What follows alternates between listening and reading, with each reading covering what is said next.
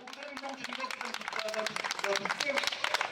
Бяхте изкарали на нещата, които бяха. И две думи да завършим нашето шоу.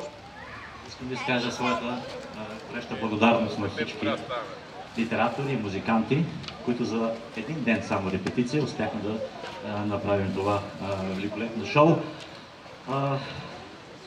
И нещо като завършик, може би е случайно, може би не, по-скоро не е случайно.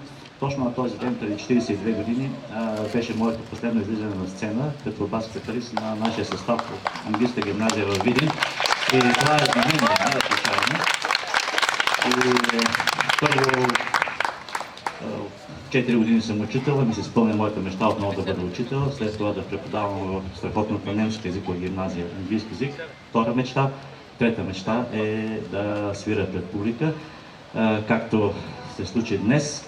И това ме напомня за една книга на господин Кен Хенсли. Знаете ли кой е той? Кен Хенсли. Все едно, че той е писал за мен тази книга, когато се сбъднат твърде много мечти. Ето, при мен се сбъднаха твърде много мечти. When too many dreams come true. Кен Хенсли, знаете го? Със сигурност. Утре какво е? July morning. Утре July morning. Кен Хенсли е автор на песента, автора на текста и той е главният виновник за това уникално събитие. Казвам уникално събитие, тъй като само в България ние празнуваме July morning. Защо го празнуваме? Защото това е празник на рок-музиката. А както сте видяли, рок-музиката е музика на любовта и на свободата. Затова тя е вечна и ще пребъде.